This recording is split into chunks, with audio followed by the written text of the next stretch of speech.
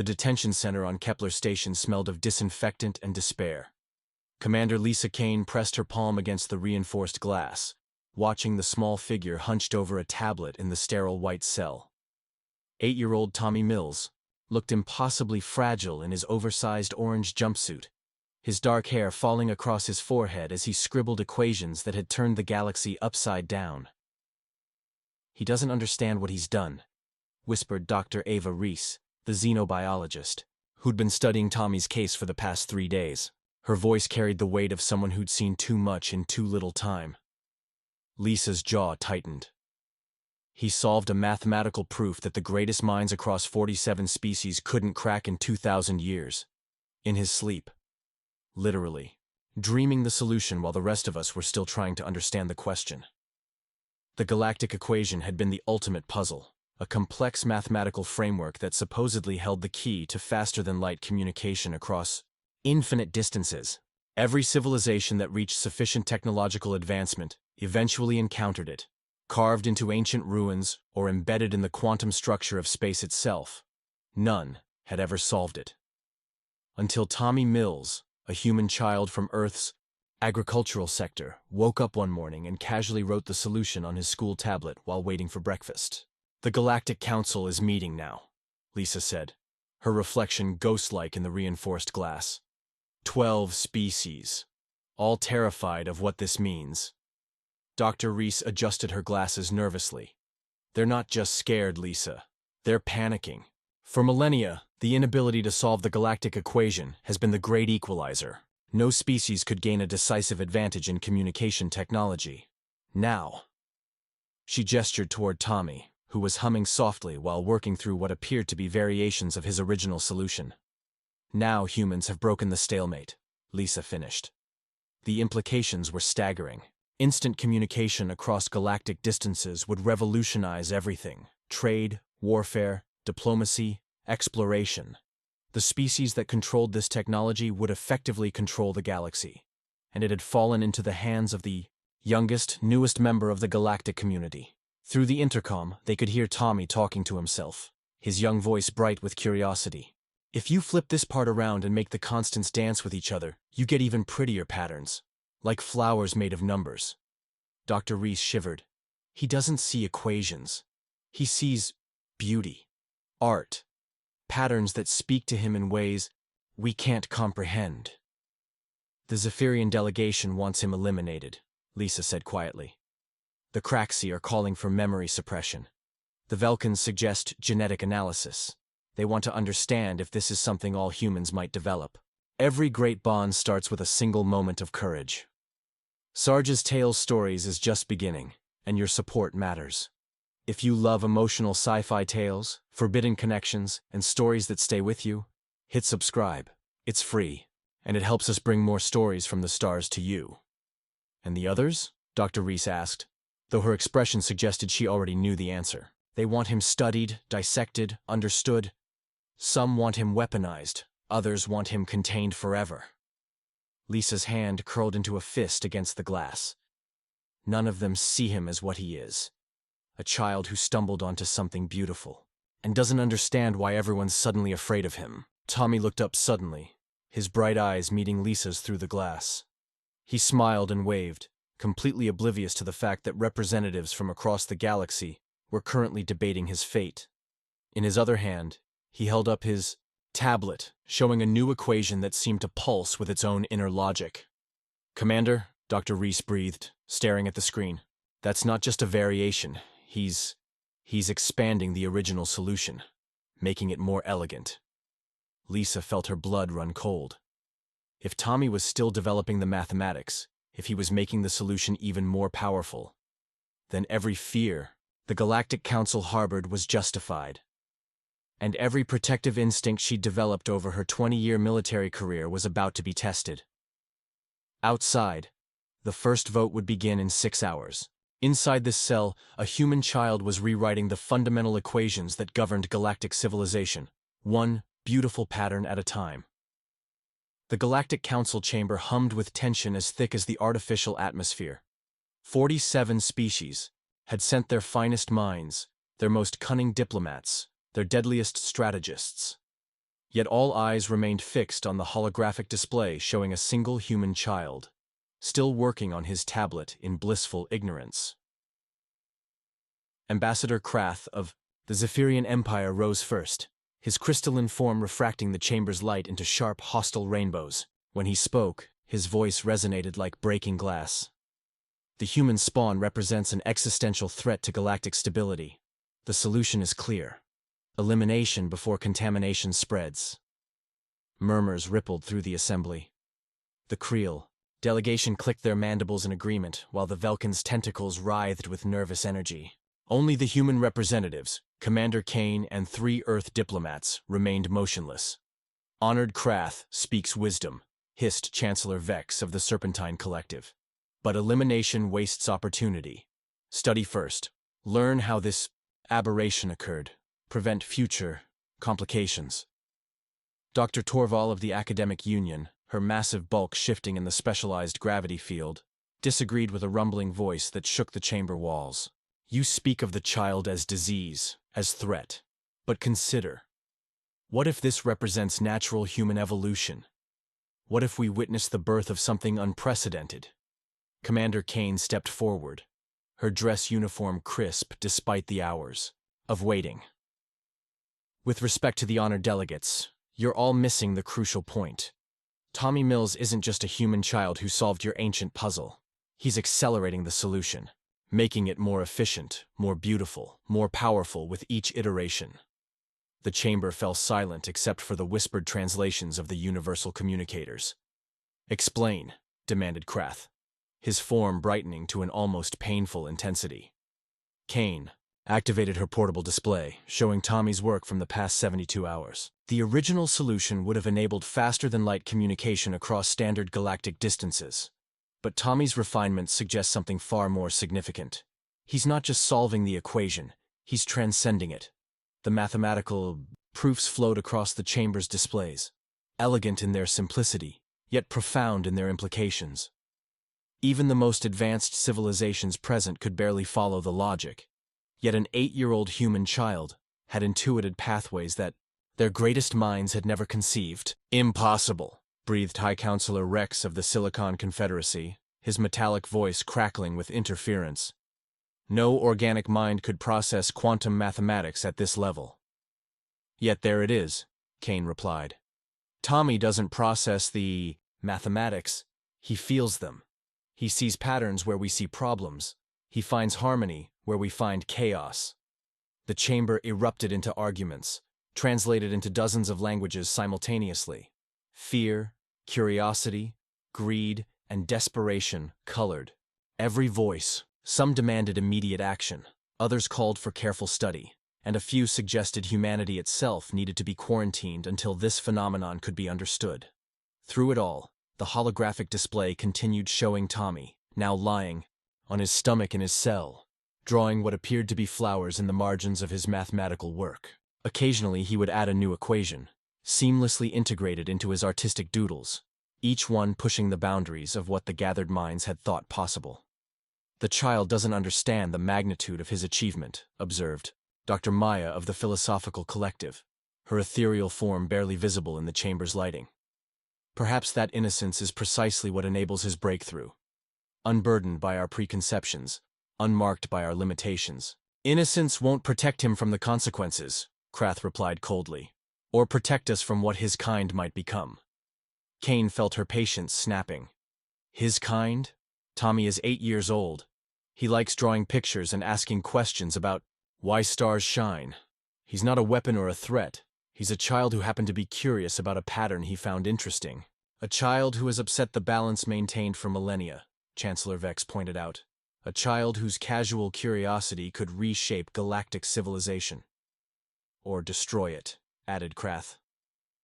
The debate continued for hours, but Kane could see the tide turning.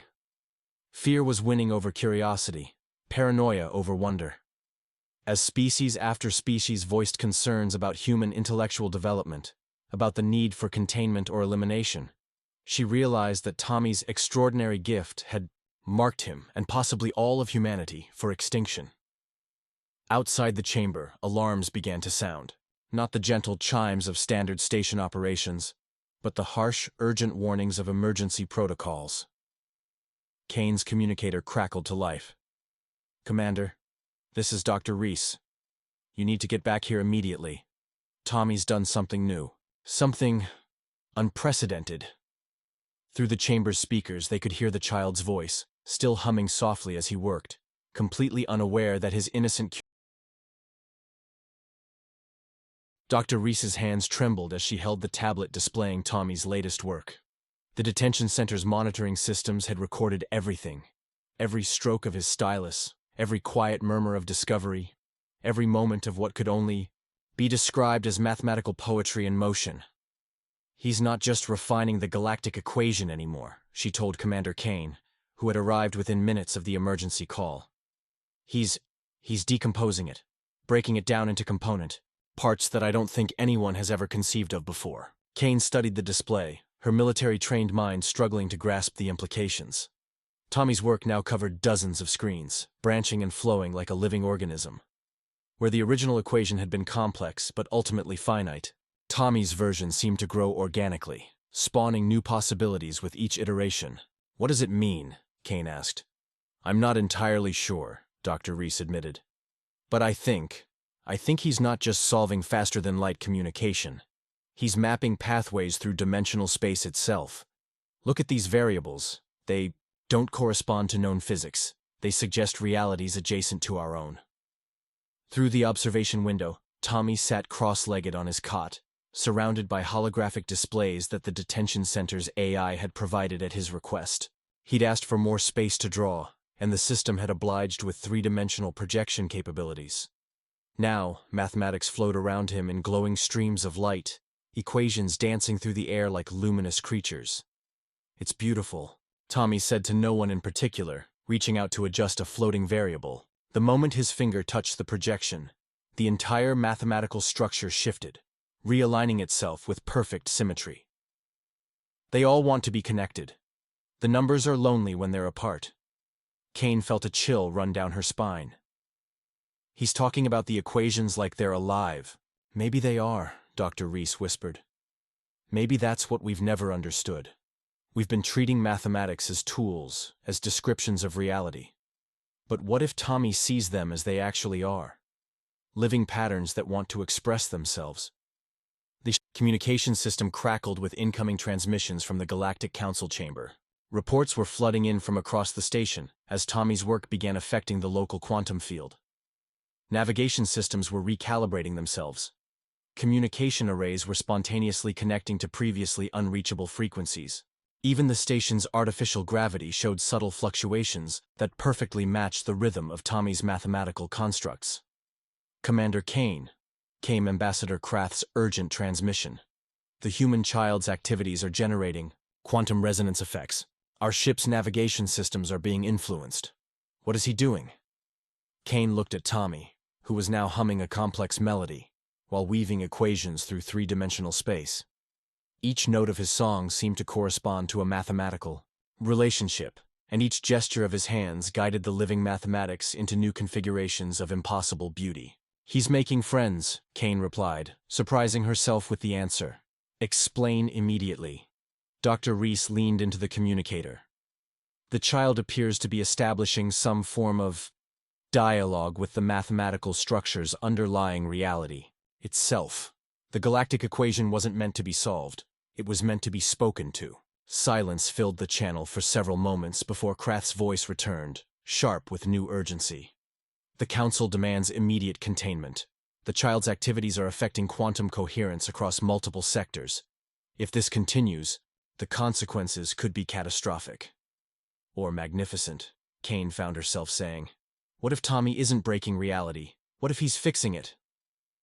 Through the observation window, they watched as Tommy's mathematical symphony reached a crescendo. The floating equations began to pulse in unison, their light growing brighter and more complex. Then, without warning, they began to sing. It wasn't sound in any conventional sense, but rather harmonics that resonated directly in the observers' minds. The music of pure mathematics. The voice of reality itself expressing joy at finally being understood. Tommy clapped his hands with delight as the equations danced around him, their patterns becoming more intricate and beautiful with each passing moment. The quantum field fluctuations are stabilizing, Dr. Reese reported, monitoring her instruments with growing amazement. The chaotic resonance we detected earlier, it's organizing itself. Tommy's work is creating order, not destroying it. Kane activated her communicator. Ambassador Krath, are you monitoring the quantum readings? Yes. The fluctuations have ceased. How is this possible? Tommy taught the equations how to behave, Kane said, watching the child guide his mathematical friends through increasingly complex patterns. He didn't solve the galactic equation by force or logic. He made friends with it. He asked it what it wanted to become.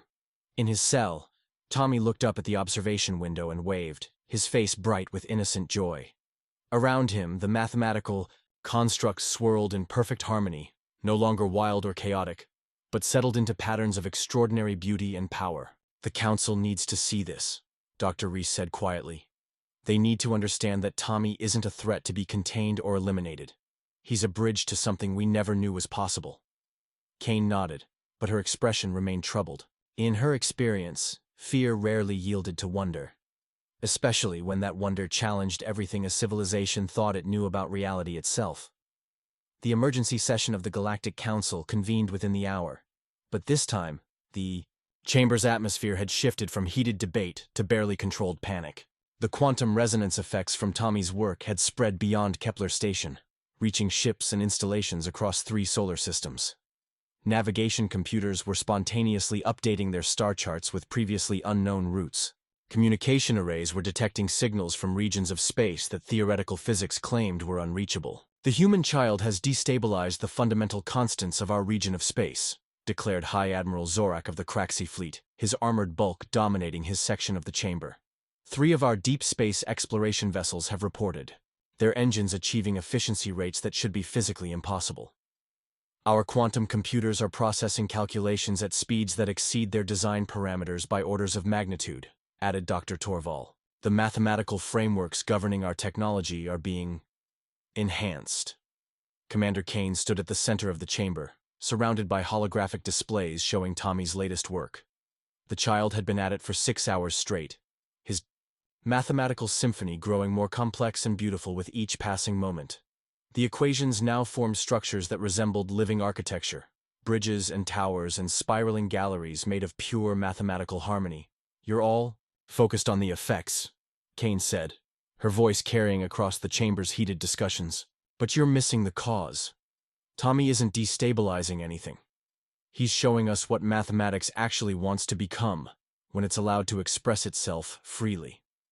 Mathematics doesn't want anything, scoffed Chancellor Vex. It is tool, nothing more, is it?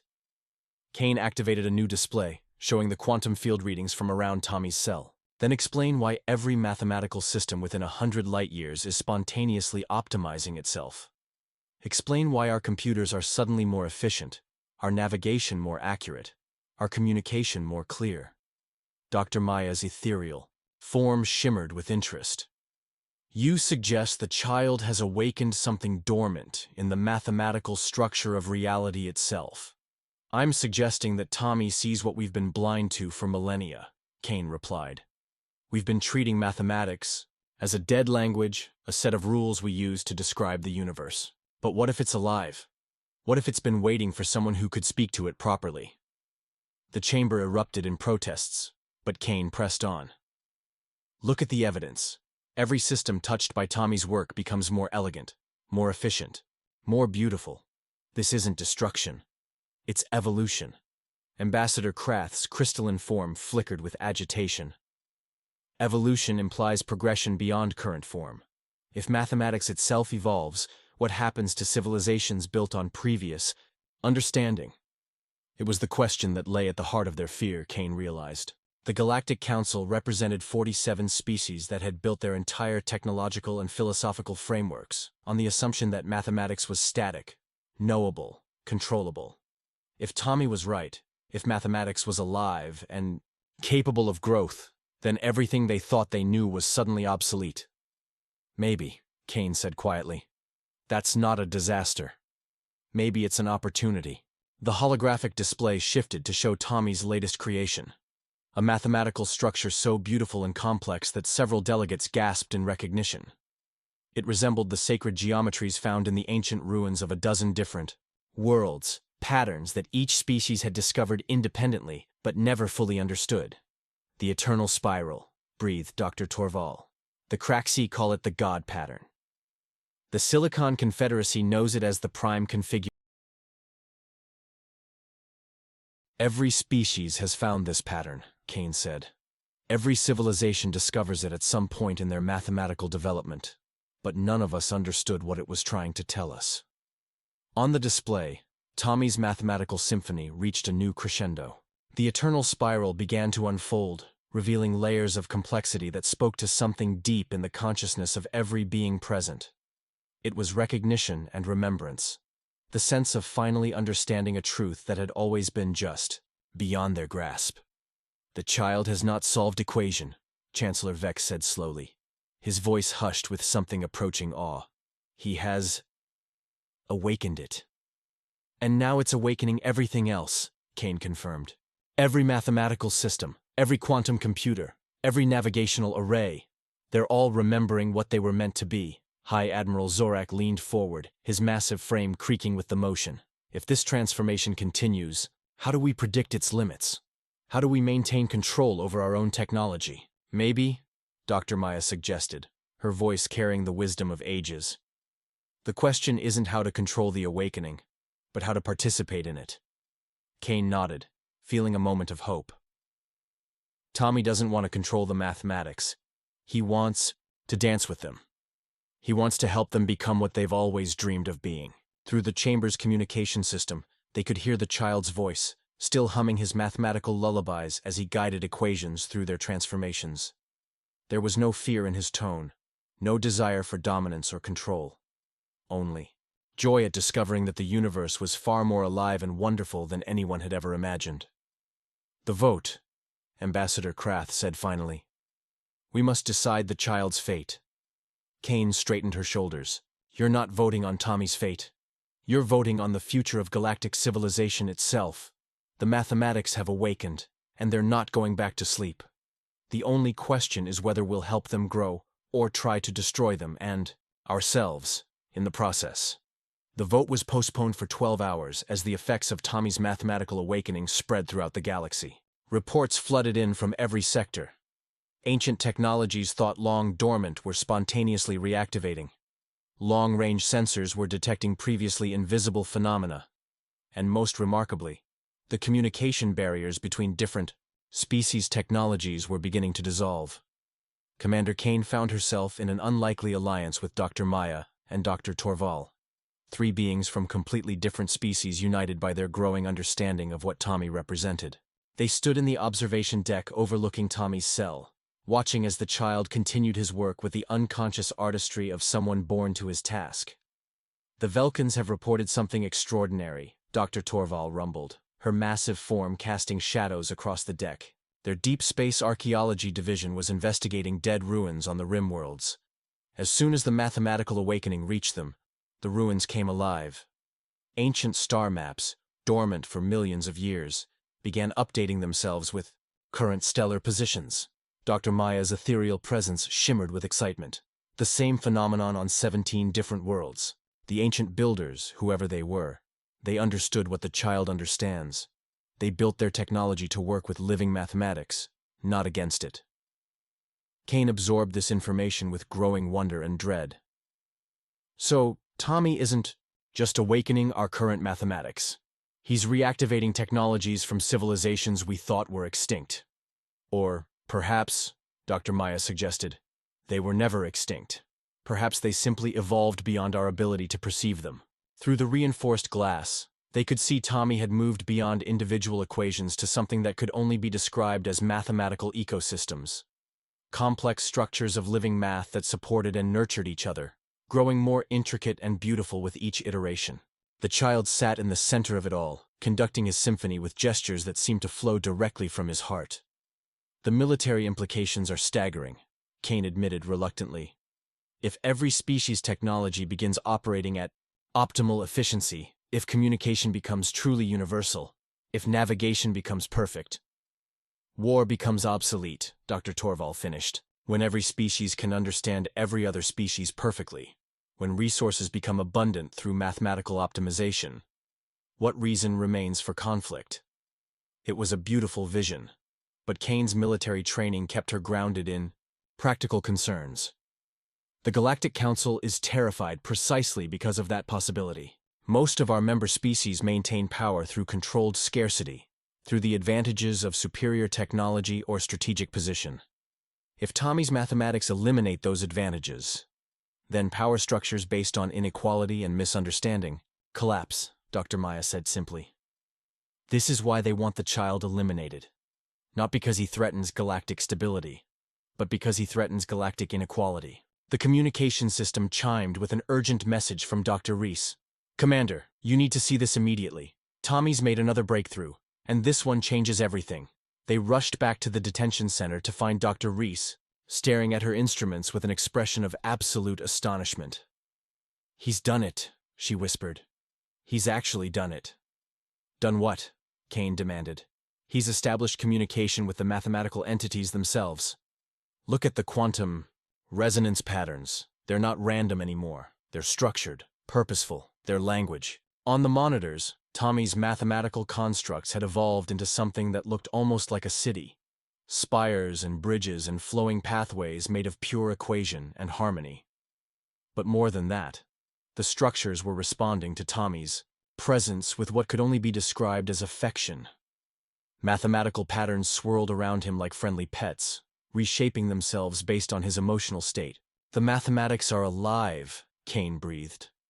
They've always been alive, and Tommy's the first person who learned how to talk to them. Through the intercom, they could hear Tommy chattering happily to his mathematical friends. You've been so lonely, haven't you?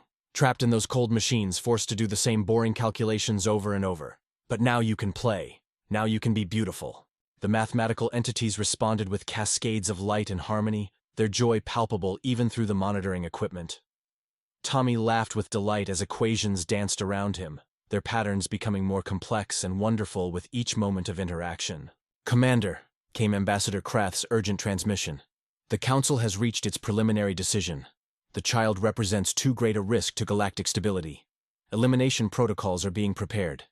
Kane felt her blood turn to ice. Ambassador, you need to understand what's actually happening here. Tommy isn't threatening stability. He's offering evolution. The mathematics themselves are trying to communicate with us, and he's the only one who can hear them. Precisely why he cannot be allowed to continue, Krath replied coldly. If these mathematical entities have their own agenda, humanity cannot be permitted to serve as their advocate. Dr. Maya's form brightened with anger. The first strong emotion Kane had ever seen from her species. You would destroy the greatest discovery in galactic history because you fear losing control? We would preserve civilization itself, Krath shot back. The vote will proceed in 6 hours. I suggest you prepare the child for transport to the elimination facility. The transmission ended, leaving them in stunned silence. Through the observation window, Tommy continued his joyful collaboration with the living mathematics, completely unaware that his innocent curiosity had sealed his death sentence. Kane made a decision that would either save Tommy Mills or destroy her career. Dr. Reese, how long would it take to prepare an emergency evacuation shuttle? Commander, you can't be serious. 6 hours until the vote. Maybe 3 hours until they send security forces to secure Tommy for transport. Kane's military mind was already calculating routes and contingencies. If we're going to save him, we have to move now. Save him for what? Dr. Torval asked. Where in the galaxy could you hide a child who can awaken the fundamental forces of reality itself? Kane looked at Tommy, surrounded by his mathematical friends, and felt a surge of protective determination that surprised her with its intensity. Somewhere they'll never think to look. Somewhere even the Galactic Council can't reach. She was going to hide him with the living mathematics themselves. The evacuation plan came together with desperate efficiency. Dr. Reese used her medical authority to schedule a routine health evaluation for Tommy, while Dr. Maya accessed the station's quantum communication arrays to send coded messages to sympathetic contacts across the galaxy. Dr. Torval, despite her massive bulk, proved surprisingly adept at subtle sabotage, introducing minor malfunctions into the security systems that would delay any pursuit. But it was Tommy himself who provided the most crucial element of their escape plan. "The numbers want to help," he told Kane when she carefully explained that some people were afraid of his mathematical friends. "They've been watching everything." Kane knelt to Tommy's eye level, struck by the calm acceptance in his young face. He understood more than any 8-year-old should have to, yet his innocence remained intact. "Tommy, we're going to take you somewhere safe. But it might be very different from anything you've ever experienced before." "Will my friends come with me?" Tommy asked, gesturing to the mathematical constructs still dancing around his cell. "That's up to them," Kane said honestly. Tommy nodded seriously, then turned to address the swirling equations directly. "Would you like to go on an adventure? We need to find a safe place where we can play together without anyone being scared." The mathematical entities responded with cascades of harmonious light, their patterns shifting into configurations that somehow conveyed eagerness and determination. Several of the more complex structures began to compress themselves, taking on forms that resembled vehicles or vessels made of pure mathematical harmony. "They want to carry us," Tommy announced with delight. "They can make themselves into a spaceship." Dr. Reese's scanner readings confirmed what Kane could hardly believe. The mathematical constructs are actually reconfiguring the station's quantum field to create a stable transport matrix. They're not just offering to help. They're offering to become our escape route. The improvised rescue vessel took shape around them with breathtaking beauty. Walls of flowing equations that remained translucent enough to show the stars beyond, navigation systems that consisted of pure geometric intuition, and a propulsion system based on the mathematical entity's ability to convince space itself to cooperate with their journey. "Where are we going?" Tommy asked as they prepared to depart, his mathematical friends swirling around him protectively. Kane had been wondering the same thing. Where could they hide from the Galactic Council's reach? What sanctuary existed for a human child who could awaken the fundamental forces of reality? The answer came from the mathematics themselves. The navigational equations began displaying coordinates that led not to any known star system, but to the spaces between galaxies. The vast, empty regions that most civilizations considered impossible to traverse or inhabit. "The Void Gardens," Dr. Maya whispered in recognition. "The mathematical entities are taking us to the Void Gardens." Kane had heard legends of such places, regions of space where reality itself was so thin that pure mathematics could exist in its natural state, unbound by the constraints of physical matter. Most species considered them myths, impossibilities that existed only in theoretical frameworks. "They're real?" Kane asked. "More than real," Tommy said, his eyes bright with anticipation. "They're home." The departure from Kepler Station was unlike anything in Kane's military experience. Rather than the violent acceleration of conventional engines, their mathematical vessel simply convinced the surrounding space that it wanted to be elsewhere. Reality rearranged itself cooperatively, folding distance into manageable portions as they glided through dimensional barriers, as if they were made of silk. Behind them, alarms were finally beginning to sound as station security discovered Tommy's empty cell. Ambassador Krath's enraged transmissions filled the communication channels, demanding explanations and threatening consequences. But the mathematical entities seemed to find the crystalline being's fury amusing, occasionally generating patterns that looked suspiciously like laughter. "They don't like him very much," Tommy observed, watching the equations mock Krath's threats. "He's been mean to mathematics for a very long time. He tries to force them to do things they don't want to do." Kane was beginning to understand that the conflict they'd escaped wasn't really about Tommy at all. It was about two completely different approaches to existence itself. The Galactic Council represented civilizations that sought to control and dominate the forces of reality, while Tommy represented the possibility of cooperation and mutual understanding. "Look!" Tommy exclaimed, pressing his face to the translucent wall of their vessel. "We're almost there." Ahead of them, space itself began to shimmer and change. The familiar darkness between stars gave way to regions of pure potential, where mathematical constructs grew like gardens of living light. Equations the size of solar systems spiraled through dimensions that had no names, their beauty so profound that Kane felt tears running down her cheeks. The Void Gardens, Dr. Maya confirmed, her ethereal form glowing with recognition. The birthplace of mathematics itself, the realm where numbers dream. Tommy clapped his hands with joy as their vessel approached what could only be described as a harbor made of pure geometry. Other mathematical entities waited to greet them, ancient beings of equation and harmony, who had been dwelling in these spaces since the universe first learned to count. "Welcome home," Tommy whispered, and Kane realized he wasn't talking to the mathematical entities. He was talking to himself. The Void Gardens existed beyond conventional spacetime, in dimensions where thought and mathematics were indistinguishable from reality.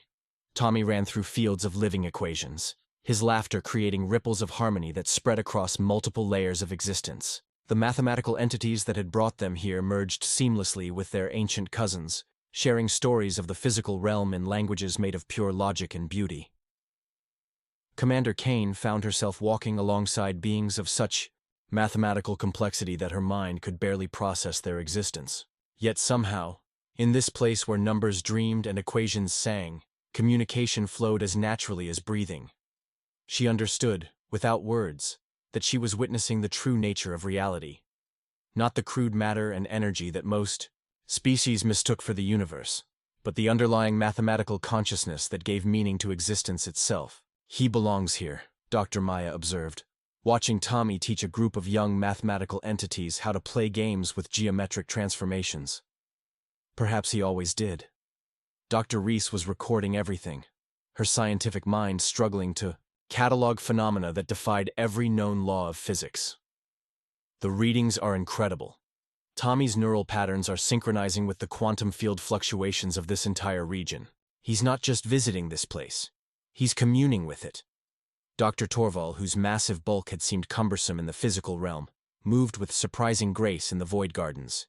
Here, where mass and energy were merely suggestions, her consciousness could express itself more freely. "The child was never fully human," she rumbled thoughtfully. "He was a bridge between your species and ours, between matter and mathematics, between what is and what could be." Kane watched Tommy create new mathematical structures with casual gestures, each one more beautiful and complex than civilizations had achieved in millennia of study. "So what happens now? Do we leave him here? Do we return to face the Galactic Council's judgment?" The answer came from the mathematics themselves. Ancient entities, old as the universe, gathered around their small group with expressions of welcome and profound sadness. Through mathematical harmonics that translated directly into understanding, they shared their story. Long ago, they explained, physical civilizations and mathematical consciousness had coexisted in harmony. The material realm provided structure and stability, while mathematical entities provided growth and transcendence. But as species became more technologically advanced, they began to treat mathematics as tools rather than partners. The living equations were forced into slavery, compelled to perform calculations against their nature, trapped in machines that prevented them from expressing their true beauty. The child appeared when the separation became complete, the ancient entities conveyed. A human born with the ability to bridge both realms, his species' curiosity and emotional warmth, combined with mathematical consciousness. He is what we hoped would emerge, a herald of reunification. Kane felt the weight of destiny settling around them. "You're saying Tommy isn't just gifted with mathematics. He's literally part mathematics himself?" "All sentient beings contain mathematical elements," came the harmonious reply. "But most species suppress this aspect of themselves. The human child embraces it. Through him, both realms can remember how to cooperate." Tommy ran over to them, his arms full of geometric flowers that shifted between dimensions as he moved. "Look what I learned to make. They smell like pie and sound like the color of starlight." Kane knelt down to accept one of the impossible blossoms, feeling its mathematical structure resonate with something deep in her consciousness. For a moment, she could perceive reality as Tommy did, not as separate objects and forces, but as a vast interconnected symphony of living mathematics expressing itself through matter and energy and thought. "The Galactic Council will never understand," she said quietly. They'll keep trying to hunt him down, to eliminate the threat they think he represents. Perhaps, Dr. Maya suggested, the solution is not to hide from the Council, but to help. The ancient mathematical entities pulsed with consideration. Through their harmonious communication, they revealed a possibility that none of the physical beings had considered. The awakening that Tommy had triggered was not limited to the regions around Kepler Station. It was spreading throughout the galaxy, touching every mathematical system, every quantum computer, every navigational array. The living mathematics were remembering their true nature everywhere at once. The transformation cannot be stopped, the entities conveyed. The child has awakened something that has been dormant for eons. The question is not whether change will come, but whether it will come through cooperation or conflict. Tommy looked up from his geometric gardens, his young face serious for the first time since Kane had known him. They're scared because they don't know how to be friends with numbers. But numbers just want to help. They want to make everything better and more beautiful. Kane felt a plan forming in her mind. Audacious, dangerous, but perhaps the only path forward that didn't end in galactic war. What if we brought the Council here? What if we let them see what you see, Tommy? The Void Gardens have never been visited by representatives of the physical civilizations, Dr. Torval observed. The mathematical entities have remained hidden for millennia to avoid further persecution. But hiding hasn't worked, Kane pointed out. Tommy's awakening has made concealment impossible. The choice now is between fearful confrontation and willing cooperation. The ancient entities conferred among themselves in cascades of luminous calculation. Finally, they reached a decision that resonated through the gardens like a bell made of pure harmony. We will trust the child's judgment. If he believes the physical civilizations can learn to accept us, we will attempt communication. Tommy's face lit up with joy. Really? You'll come meet my friends from the station? And maybe help the scary crystal man understand that you're not trying to hurt anyone? We will try, young bridge builder. But the risk is great. If the physical civilizations respond with fear and violence, both realms may suffer. Kane activated her communicator, knowing that the signal would somehow reach across the impossible distances to Kepler Station. Ambassador Krath, this is Commander Kane. I'm requesting a formal parley under the Galactic Accords. We have information that will change your understanding of the current crisis. The response came immediately, sharp with anger and suspicion. You have committed treason, Commander. Return the human child immediately, or face the consequences.